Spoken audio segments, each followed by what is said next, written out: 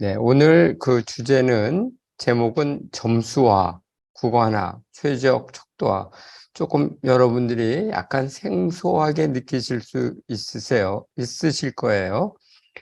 그렇지만, 여러분들이 조금이라도 데이터 분석을 해보신 분은 아시죠? 이 데이터 분석에서 제일 먼저 보게 되는 것은 변수에 대한 척도 유형이죠. 그래서 어떤 변수들은 길이나 무게 등을 나타냅니다. 이런 것을 우리가 보통 수치형이라고도 하고 혹은 연속형이라고도 합니다. 그러니까 데이터의 값이 연속적인 어떠한 자 위에 있다라는 뜻이죠. 그런데 이 또 다른 변수 유형으로 대표적인 것은 범주형이죠. 범주형. 이것은 데이터 값이 범주로 주어지는 것입니다. 예컨대 빨강, 노랑, 파랑 혹은 남성과 여성과 같은 것이죠. 그래서 이것도 분류하자면 이항형이 있고요. 이것은 두 개 값 중에 어느 한 값을 취하는 것입니다. 그리고 이항형이 아닌 다른 것들은 다항형인데 여러 개라는 거죠. 세 개 이상의 범주를 값으로 취하는데 그것은 다시 순서형과 명목형으로 나뉩니다. 순서형은 그들 범주 내에 어떠한 순서가 있는 경우이고 명목형은 그렇지 않은 경우죠. 네, 이것은 이제 여러분들이 다 아실 거고요.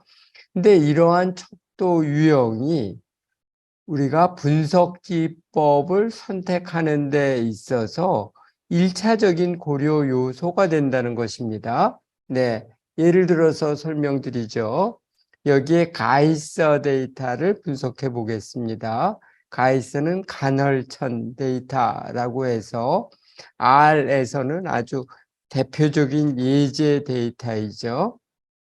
이 옐로우스톤에 있는 가이서에서 이 간헐천이 이제 분출이 되는데 분출이 되는 시간, 분출의 지속 시간이 되겠습니다. 그것이 이제 1분에서 6분 사이인데요. 이 분출 시간으로 보면 이것은 분명히 연속형이죠. 네. 따라서 우리가 이 분포의 모습을 보고 싶다라고 했을 때는 이와 같이 히스토그램을 통해서 보는 것이 자연스러운 선택이죠. 그런데 우리가 이 분출 시간을 하나, 둘, 셋, 넷, 다섯 개 그룹으로 나누어서, 그러니까 구간으로 나누어서 보도록 하겠습니다. 구간화한다는 것이죠. 이런 구간화를 하게 되면 구간화의 결과로 그룹 1, 2, 3, 4, 5가 형성되고요. 따라서 이것은 범주형이죠. 범주형 변수에 대한 분포는 이와 같이 막대 그림, 바 플랫을 통해서 보는 것이 자연스럽습니다. 여기에서 보면 두 번째 구간과 네 번째 구간에 이 많은 자료점들이 분포하고 있는 것을 볼 수 있습니다. 또한 우리가 두 변수 이상을 볼 때에도 그렇죠. 여기에서는 간헐천 데이터의 듀레이션, 즉 지속 시간과 웨이팅 타임, 한 분출이 끝난 다음에 새로운 분출이 시작할 때까지 기다리는 대기 시간을 말합니다. 이 대기 시간과 지속 시간, 이것은 둘 다 우리가 연속형이라고 할 수 있고요. 이런 두 연속형 변수 간의 관계를 보기 위한 자연스러운 선택은 산점도이죠. 스캐터 플롯입니다. 그래서 여기 스캐터 플롯을 그려봤습니다. 그런데 여기서 아까처럼 지속 시간을 5개 그룹으로 구간화하고요. 또 웨이팅 타임 이것도 5개 구간으로 범주화를 했다면 이렇게 두 개의 범주형 변수 간의 관계는 이와 같이 교차표를 통해서 보는 것이 자연스럽죠. 교차표, 크로스탭이고 이것이 특별히 두 개의 차원으로 구성된 경우, 즉 행과 열로 구성된 경우 우리가 이것을 2차원 분할표 혹은 2차원 교차표라고 하죠. 이 교차표에서 각 셀 값은 빈도가 되겠습니다. 결합 빈도죠. 네, 이와 같이 제가 말씀드리려고 하는 것은 변수의 척도 수준에 따라 분석 기법이 달라진다는 것입니다. 네. 네, 오늘의 큰 차례는 이렇습니다. 우리가 순위를 매기는 경우가 있는데요. 네, 데이터의 연속형인 변수 값들을 순위를 매기면 우리가 랭킹이라고 하죠. 랭킹에 대한 또 점수를 내는 경우가 있습니다. 이러한 순위의 점수화는 어떤 방식으로 이루어지고 어떤 목적에 활용될 수 있는가를 제가 말씀드릴게요. 두 번째 주제에서는 비닝은 구간화를 말합니다. 인터벌로 구간으로 나누는 거. 네, 아까 예에서 가이서 데이터에서도 제가 두 변수를 구간화를 한 적이 있죠. 이런 구간하고 이것이 SPSS에서는 비주얼 비닝과 옵티멀 비닝이라는 두 가지 방식이 있습니다. 이것 설명드릴게요. 그리고 세 번째 주제는 옵티멀 스케일링입니다. 이것은 구간들을 다시 수치화하는 과정인데요. 이때 가장 최선의 어떤 목적을 두고요. 가장 최선의 합리적인 방식의 점수화가 있습니다. 수량화라고 하죠. 이런 수량화 방식을 소개하겠습니다. 네, 첫 번째 주제로 하죠. 이것은 순위의 점수화입니다. 네, 우리가 예컨대 10명의 선수가 경합을 해서 등수가 정해지죠. 그런 것을 우리가 순위라고 이야기를 합니다. 원래 있던 x1부터 xn이라는 값이 있는데요. 뭐 예컨대 100m를 뛰어서 우리가 100m를 뛰는데 걸리는 시간, 그거를 기초로 해서 순위를 매깁니다. 1등부터 10등까지. 이러한 것을 우리가 순위라고 하죠. 그래서 예를 들자면 뭐 이러한 수치로 된, 즉 연속형 값들이 있는데, 데이터 값들이 있는데 이것을 순위로 매겨서 1부터 5까지의 순위가 되죠. 이러한 순위를 우리가 퍼센트 순위로 바꿀 필요가 있습니다. 퍼센트 순위라고 하는 것은 0과 1 사이의 값으로 나타내는 것입니다. 네. 퍼센트는 물론 0부터 100인데요. 0부터 1까지로 나타내는 것과 일치하죠. 이때 언뜻 자연스러운 선택은 순위 나누기 n을 하는데요. n은 자료의 데이터의 크기입니다. 근데 사실은 순위 나누기 n은 조금 모순이 생깁니다. 그래서 n 플러스 1로 하는 것이 좋습니다. 네. 그러니까 자료 데이터의 크기 더하기 1을 분모로 하는 것이 좋다는 거죠. 그렇게 해야 되는 이유는 우리가 데이터를 작은 값으로부터 늘어놓을 때 1등부터 5등 이렇게 되는 거하고요. 데이터를 큰 값으로부터 늘어놓을 때 1등에서 5등. 그것 사이에는 어떠한 관계가 있어야 됩니다. 그래서 0에서부터 요만큼 떨어져야 되고요. 또 1이라는 최대값, 가능한 최대값에서 요만큼 떨어져야 되는데 그 두 떨어지는 요 값이 같아야 되거든요. 바로 그런 이유 때문에 n 플러스 1을 분모로 합니다.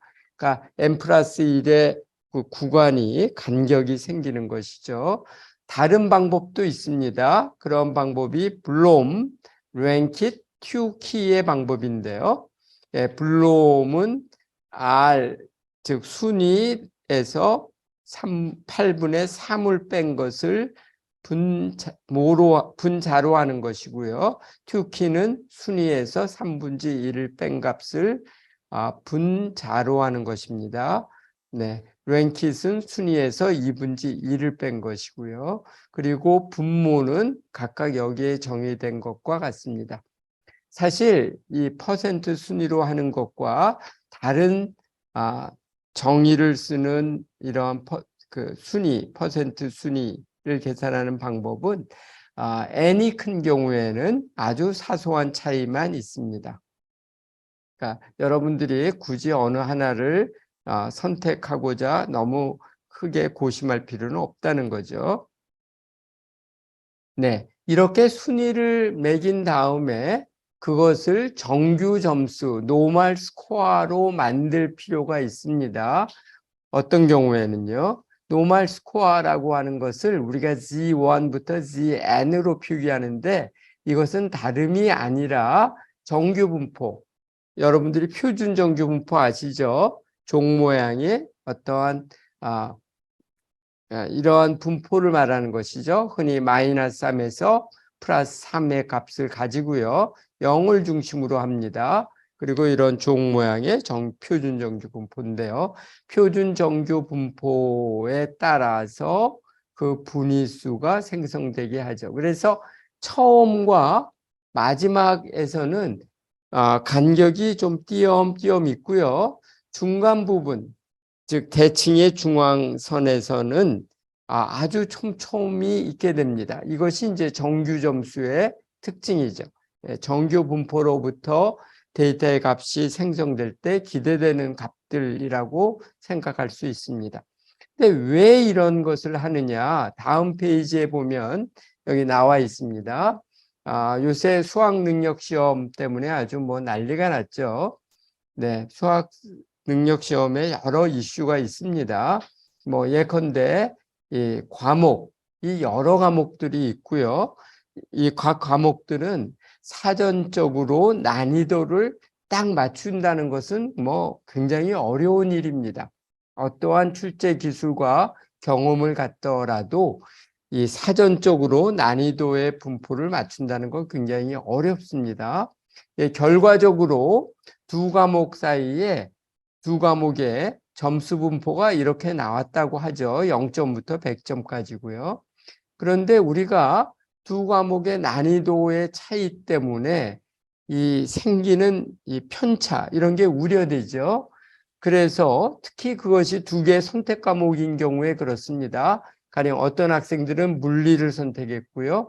어떤 학생들은 생물을 선택했습니다. 근데 어떤 물리는 쉽게 출제가 돼서 분포가 여기에 있는 검정선과 같은 분포가 나왔고, 생물은 어렵게 출제돼서 여기에 있는 빨간 선과 같은 그래프가 나왔다고 했을 때 우리가 어떤 과목을 선택했느냐에 따라 수험생들이 다른 혜택을 받기 때문에 이것은 공정하지 않죠. 그래서 이 두 분포를 통일시킬 필요가 있는데요. 그때 우리가 쓸 수 있는 기법이 바로 정규 점수가 되겠습니다. 이것은 순위를 바꾼 다음에 순위에 해당하는 정규 분포의 분위수를 부여하는 방법이 되죠. 네, 그것이 이제 한 방법이 되겠습니다. 네. 순위를 점수화하는 두 번째 방법이 세비지 스코어입니다. 아까는 노멀 스코어, 정규 점수를 냈죠. 여기에서는 세비지 점수를 소개하겠는데요. 세비지 점수는 지수 분포를 모분포로 해서 형성이 됩니다. 뭐 예컨대 여러분들이 이 동네 초등학교 학생들 10명이 뛰었다라고 해보죠. 그러면 어떤 학생들은 뭐 상당한 재능이 있습니다. 그런 학생들이 돌출되게 나오고요. 많은 학생들은 어떠한 그 최저값 근처에 쏠려 있을 수가 있겠습니다. 그런 게 이제 이 지수 분포라고 하는 것이죠. 즉 어떤 큰 값 쪽에는 상당히 낮은 빈도지만 작은 확률로 꼬리를 길게 뽑고 있고요. 또 이 작은 값, 0에 가까운 값에서는 많은 자료점들이 쏠려 있을 때 이러한 피라미드형의 이러한 분포를 예상할 수도 있는데요. 이것이 바로 세비지 스코어입니다. 근데 이 지수 분포랑은 다른 점은 평균이 0이 되도록 조정을 하기 때문에 이 제일 작은 점이 0이 아니라요. 여기에서는 뭐 마이너스 1 정도가 됩니다. 이렇게 지수 분포의 이 누적 함수의 역으로 하는 방법이 있고요. SPSS에서는 이와 같은 식을 씁니다. R을 순이라고 했을 때 n-k 플러스 1 분의 1을 R 순위까지 더한 다음에 1을 빼주는 이러한 보정을 하는데 사실상 두 개는 같습니다. 여기서 여러분들이 기억할 필요가 있는 것은 이 정규 분포가 아니라 지수 분포를 모분포로 해서 점수 형성이 된다라는 것이고요. 그렇게 해야 되는 필요가 있는 경우는 우리가 어떠한 이 수행 능력, 수행 정도를 볼 때 어떤 경우는 아주 작은 빈도의 사람들이지만 굉장히 놀라운 업적을 내거든요. 그런 것이 가능한 경우에는 세비지 스코어를 쓰는 것이 합당하고요. 정규 모집단과 같이 통상적인 경우에는 정규 점수, 노멀 스코어를 쓸 수 있다라는 것입니다. 그것을 SPSS에서 하는 방법을 제가 소개해 드릴게요. SPSS에 Transform 메뉴가 있죠. 또 그 안에 들어가면 Rank Cases라고 하는 또 항목이 있습니다. 거기에 들어가서 변수를 지정을 하는데요. 이때 이 그룹화되어 있으면 이러한 점수 데이터들이 그룹화되어 있고 그룹별로 변환을 하고 싶으면 by라고 하는 옵션을 쓰게 됩니다. 그리고 이것을 점수화하는 방법에 있어서 이 랭크로 바꾸고 싶다. 이건 순위로 바꾸는 거고요. 혹은 세비지 스코어로 바꾸고 싶다. 노멀 스코어로 바꾸고 싶다. 이러한 것들에 이 체크를 하면 제가 아까 설명드린 그러한 점수화가 가능합니다. 네. 여기에 이제 그 메뉴의 실행 결과가 여기에 이렇게 랭크, N 스코어, 이건 노멀 스코어고요. S 스코어, 이것은 세비지 스코어가 됩니다. 그래서 이러한 그 데이터가 같이 확장되죠. 네, 다음으로는 구간화를 설명하겠습니다. 제가 아까 가이서 데이터, 간헐천 데이터에서 지속 시간과 대기 시간을 구간으로 나누어서 범주형 자료로 만드는 그런 예를 든 적이 있었습니다. 즉 원래 측정 값은 연속형이지만 그것을 이런 구간화를 거치면 범주형이 되죠. 특히 순서 범주형, 순서형의 범주 변수가 되겠습니다. 이러한 방식의 비주얼 비닝이라는 것이 대표적인데요. 시각적 구간화를 말하겠습니다. 번역하자면 비주얼 비닝. 비는 이렇게 칸을 나타내는 말입니다. 여기에는 또 세 가지 방법이 있는데요. 첫 번째 방법이 등간격으로 나누는 것입니다. 그러니까 구간의 폭을 일정하게 하는 방법이죠. 그러면 그 구간의 폭은 같고요. 그 대신 각 구간에 떨어지는 자료점의 수는 달라지겠죠.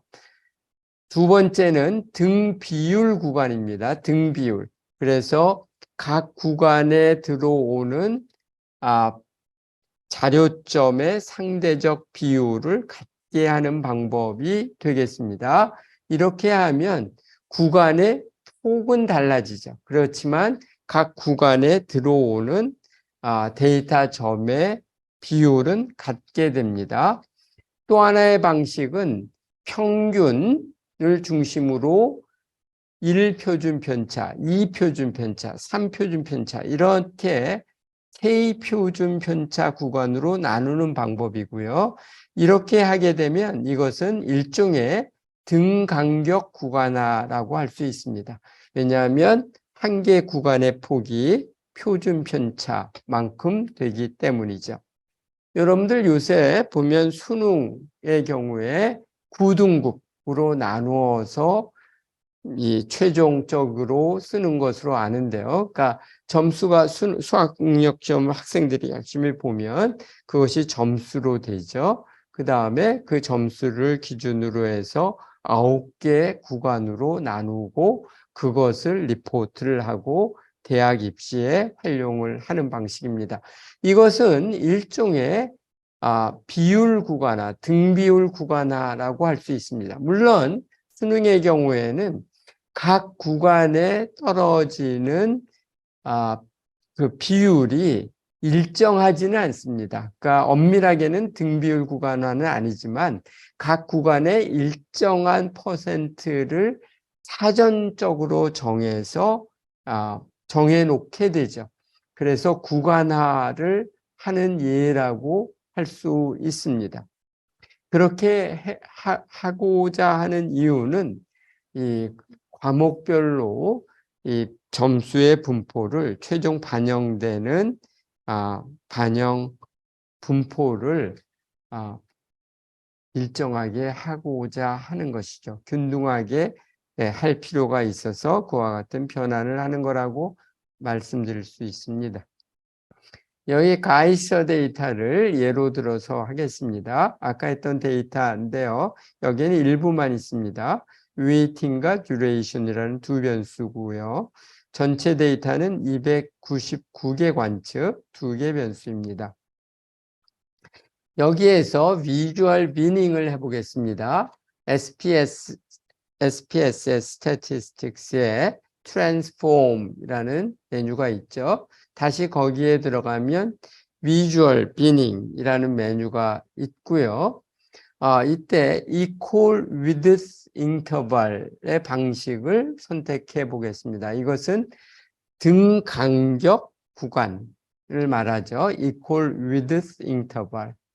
여기에서 첫 번째 이 분할점, 첫 번째 가장 작은 그러니까 첫 구간의 시작점이라고 생각하면 됩니다. 그리고 몇 개의 구간으로 나눌 것인가 라고 하는 거, 또 구간의 폭을 지정하고요. 이렇게 되면 마지막 구간의 시작점을 우리가 얻을 수가 있습니다. 자동으로 계산이 되죠. 그것은 이제 여러분들이 자동 계산은 되기 때문에 여기에 지정하지 않아도 됩니다.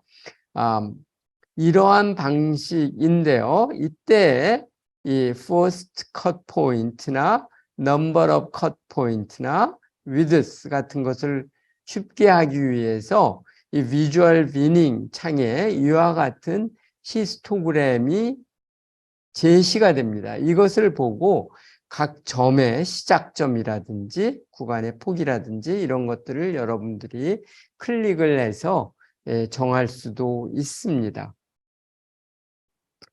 네. 이렇게 되면 실행한 결과가 웨이팅에 대해서 해보면 웨이트 빈드라고 하는 변수가 생성이 되죠. 즉 웨이팅이라는 변수의 구간입니다. 아까 5개 구간으로 우리가 지정을 했었는데요.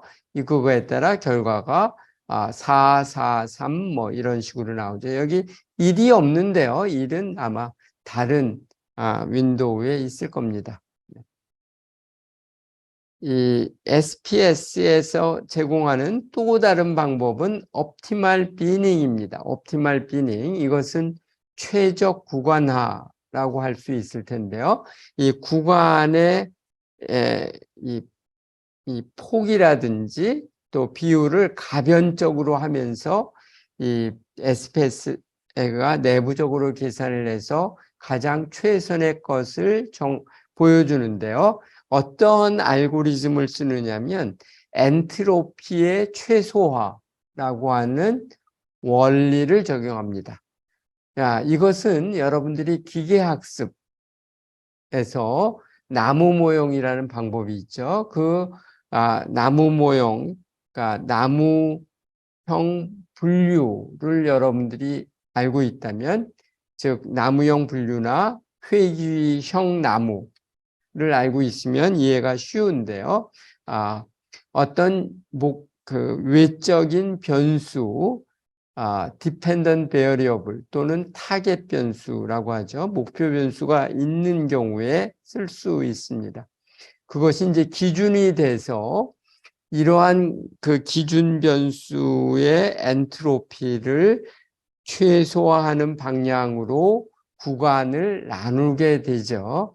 이것이 바로 옵티멀 비닝의 원리가 되겠습니다. 네. 그래서 한 번에 이 두 개씩으로 분리를 하는데요. 이때 분리점을 어떻게 잡을 것이냐, 엔트로피를 최소화하는 방향으로 잡습니다. 네, 여기서는 제가 깊게 들어가지는 않겠습니다. 이것은 바로 이 기계학습의 나무 모형에 해당하는 방식입니다. 근데 실제로 이제 해보겠습니다. 오전 데이터에 한번 적용을 해보겠는데요. 이 데이터셋에서는 오존의 수준이 있고요. 이것이 외적인 변수입니다. 이게 21개인가 22개의 이 범주를 갖는 변수인데, 근데 이 범주들이 순서형이기 때문에 실제로 이 연속형으로 취급이 됩니다. 네. 이때 이제 우리가 관심 있는 어떠한 변수를 구간화를 해보겠습니다. 네. 이와 같이 해보죠. 여기선 VH라는 변수를 한번 구간화를 해보겠습니다. 이때 쓰는 것이 이때 우리가 optimal bining의 방법을 쓰는데, 이때 이 optimize bins with respect to 라고 되어 있는 여기에 타겟 변수를 입력합니다. 타겟 변수를 씁니다.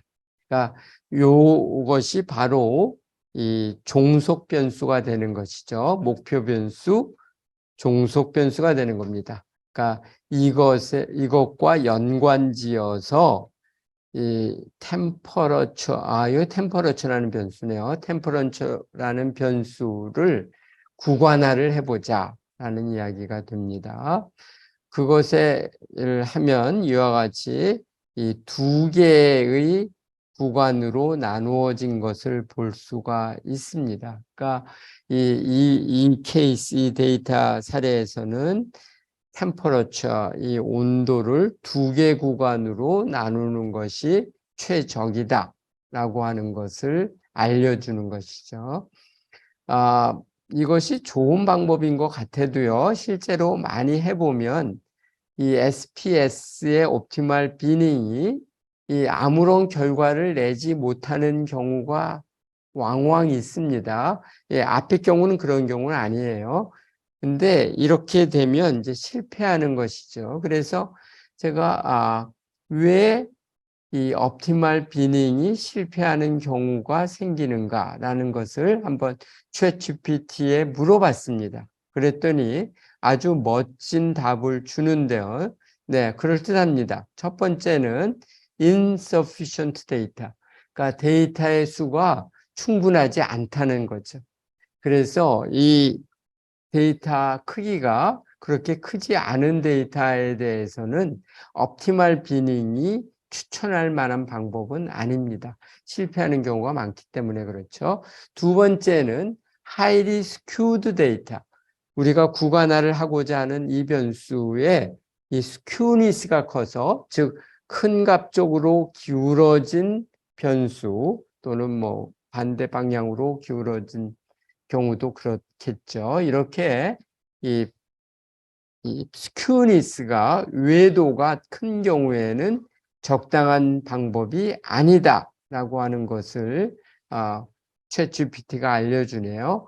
그리고 세 번째는 타겟 변수를 지정하게 돼 있는데 타겟 변수와 우리가 구간화의 대상 변수 간의 관계가 그렇게 강하지 않은 경우에는 이 방법이 실패할 수밖에 없겠죠. 그러니까 X 변수와 Y 변수 간의 관계가 강하지 않은 경우에는 X 변수를 Y 변수에 의존해서 구간화를 한다는 것 자체가 의미가 없겠습니다. 네. 네, 이상으로 우리가 첫 번째 처음 두 주제에 대한 이 강의를 하였습니다.